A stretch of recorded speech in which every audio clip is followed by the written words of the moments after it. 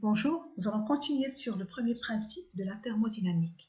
Nous allons tout d'abord voir l'énergie totale d'un système, puis son énergie interne, et ensuite les énergies échangées au cours de transformation. Alors l'énergie est la capacité d'un système de fournir un effort en modifiant son état. Donc c'est la capacité d'un système à se transformer. Cette énergie dépend de sa position dans un champ de force, c'est-à-dire son énergie potentielle. Elle dépend de son mouvement, c'est-à-dire son énergie cinétique, et dépend également de sa nature propre, c'est-à-dire son énergie interne. La somme de ces trois énergies constitue l'énergie totale. L'énergie potentielle plus énergie cinétique constitue l'énergie mécanique. Dans l'étude thermodynamique de systèmes réactionnels, on s'intéresse tout particulièrement à l'énergie interne. Ces trois formes d'énergie sont des grandeurs d'état. Leur variation ne dépend pas du chemin suivi lors d'une transformation. Elle dépend uniquement de l'état initial et l'état final. C'est-à-dire que si un système se transforme pour passer d'un état initial jusqu'à un état final par deux façons différentes, la variation de l'énergie interne sera U final moins U initial et ne va pas dépendre du chemin suivi parce que quel que soit le chemin, on a le même état final et le même état initial. Alors que représente cette énergie interne?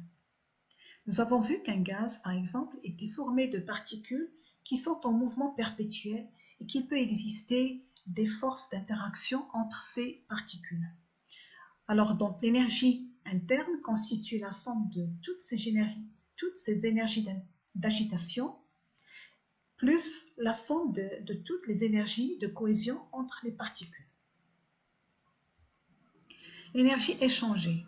Considérons un système se trouvant dans un état donné avec une énergie interne U. Si ce système se transforme, il est possible qu'il échange de l'énergie avec le milieu extérieur. Donc les deux formes d'énergie qui sont échangeables sont la quantité de chaleur et le travail. W et Q.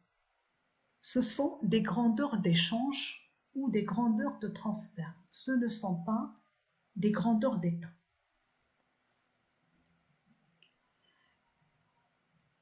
Alors, quelle est la relation qui existe entre chaleur et température? Ces deux grandeurs sont-elles identiques ou bien ce sont des grandeurs différentes?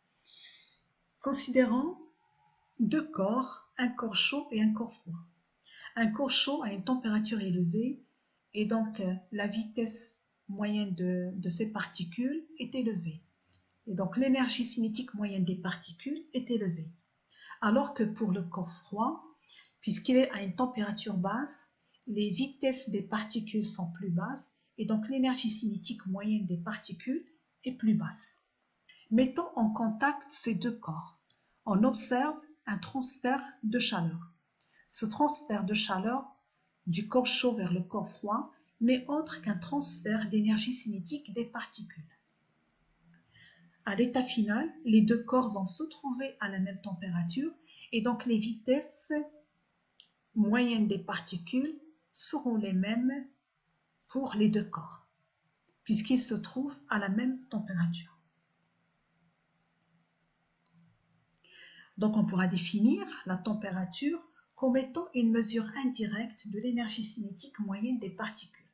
La température mesure le degré d'agitation thermique, alors que la chaleur, qui est une grandeur différente, c'est une grandeur qui traduit un transfert d'énergie et donc d'augmentation d'agitation thermique.